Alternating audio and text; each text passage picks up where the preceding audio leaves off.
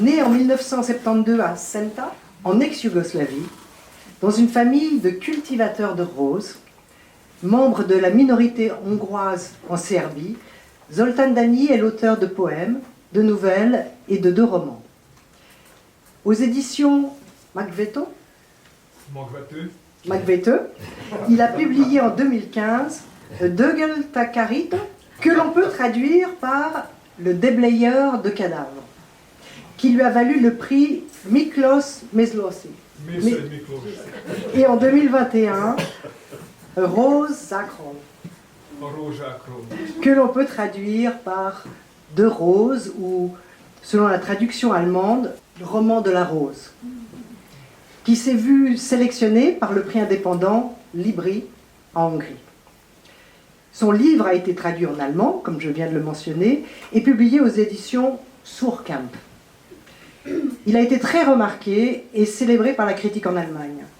En Suisse, la NZZ a écrit un chef-d'œuvre de négativité. Le roman des roses de Zoltán Dányi est d'une beauté magique, mais fouille dans la laideur. On pourrait presque parler d'un anti-Candide. L'idée de Voltaire sur l'entretien d'un jardin comme lieu de paix subit un démenti cinglant. Après avoir été éditeur et professeur d'université, Zoltán Dányi travaille toujours dans la culture des roses et bien sûr continue d'écrire. Il travaille à Lavigny sur son 3e roman, c'est exact? Oui. Maintenant, Zoltán va nous lire un extrait dans sa langue originale, donc en hongrois, puis une traduction en français. Et c'est la première fois qu'il va faire cet exercice. Merci. Merci beaucoup. C'est un honneur d'être ici. J'aime beaucoup cette région. Et je pense que le château est un endroit parfait pour écrire. Désolé, mais je ne parle pas bien français, alors je dois continuer en anglais. As for writing, I always wanted to write a novel from the beginning, from the teenage years, but it took 20 years for me to begin to write actually the first novel. And in those 20 years I wrote poetry, I wrote short stories, essays, some were good, some were bad, or not so good, not so bad, but I always felt that something was missing. And when I began to write about the war after more than 20 years, the war in former Yugoslavia, in my former country, then I immediately felt that I'm, for the first time, beginning to speak on my own voice, to use my own language, my own voice in my writing. And this has become the Déblayeur de cadavres. And after finishing this novel, I took a risky decision, and that was not to use this language and this style anymore, to put it aside, which was difficult because I loved to work with that. I really felt that this was my voice. But I also thought that I have to put it aside to find the right tone to the new novel. And this has become the Roman de la Rose, which is about roses, war, love, and healing. And now I will read you the short excerpt of the first novel. First in Hungarian.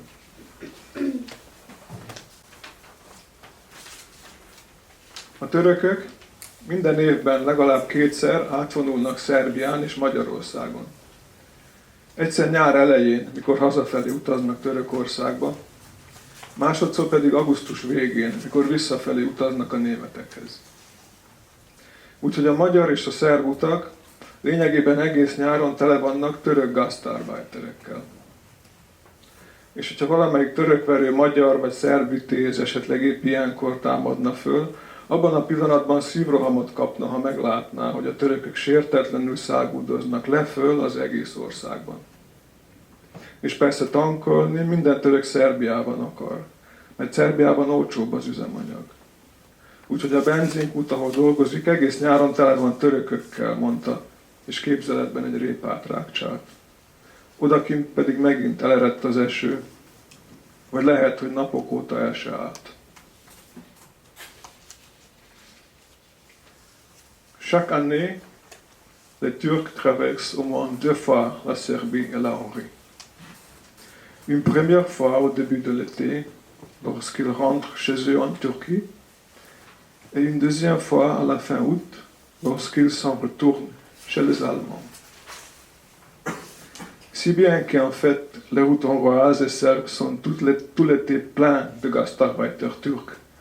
Et si quelques preux pourfendeurs d'Ottomans, hongrois ou serbes avaient la malchance de ressusciter pile à cette période, ils feraient instantanément une crise cardiaque en voyant les Turcs foncer impunément dans les deux sens à travers tout le pays. Et bien entendu, c'est en Serbie que chaque Turc veut faire son plein d'essence, puisqu'en Serbie, le carburant est meilleur marché. De sorte que la station-service où il travaille ne désemplit pas de Turcs de tout l'été, dit-il, tout en grignotant mentalement une carotte, pendant que dehors la pluie se remettait à tomber, ou peut-être continuer ininterrompu depuis des jours. Autrefois, poursuivit-il, lui aussi avait participé à la contrebande de carburant. En un temps où l'on pouvait assez bien en vivre, il se ravitaillait en essence côté hongrois, puis traversait la frontière, le réservoir plein, et livrait pour finir sa cargaison côté serbe. On lui avait bricolé le réservoir d'une vieille Mercedes déglinguée afin d'en doubler la contenance. C'est ensuite avec cette Mercedes tripatouillée qu'il avait, des années durant, passé le carburant en faute de la Hongrie à la Serbie, ou comment on l'appelait alors, la petite Yougoslavie, qui en était privée à cause de l'embargo. Dans les premières années de la guerre, beaucoup ont vécu du trafic de carburant. Ils faisaient le plein à la première pompe de Szeged, puis retournaient en Serbie et là revendaient l'essence ou le gasoil au double de prix. C'était si simple, tout cela, de faire le plein en Hongrie, de revendre la marchandise en Serbie, du moins au début, car ensuite la mafia a mis la main sur le carburant et alors les affaires ont changé, dit-il. Mais bref, au début de la guerre, on pouvait plutôt bien gagner sa vie avec la contrebande d'essence, surtout celui qui arrivait à faire de la navette 3 ou 4 fois par jour. Il y en avait même certains qui non seulement remplissaient le réservoir, mais aussi des bouteilles d'eau minérale qu'ils cachaient ensuite dans tout le recoin imaginable de la voiture.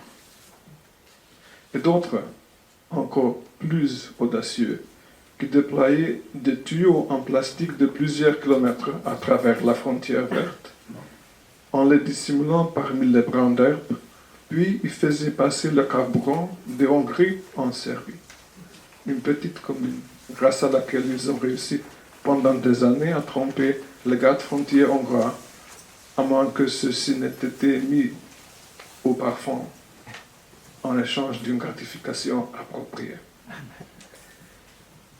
Quoi qu'il en soit, la contrebande de la Hongrie vers la petite Yougoslavie ne se limitait pas à l'essence. Elle s'étendait aussi au salami, au fromage à tartiner et à la margarine, au café, au chocolat et au savon, au slip, au caleçon et à la pâte dentifrice. Et déjà à cette époque, il fallait poireauter 4 à 5 heures à la frontière, car le marché noir occupait toujours plus de gens et cette attente interminable rendait tout le monde nerveux. Lui, par exemple, la nervosité lui comprimait l'estomac. Il n'arrivait plus à manger convenablement et à ce moment-là, il grignotait seulement des carottes dans l'auto toute la journée. Il restait bloqué à la frontière avec la vieille Mercedes et n'y faisait rien d'autre que de croquer nerveusement ces carottes, dit-il. Merci.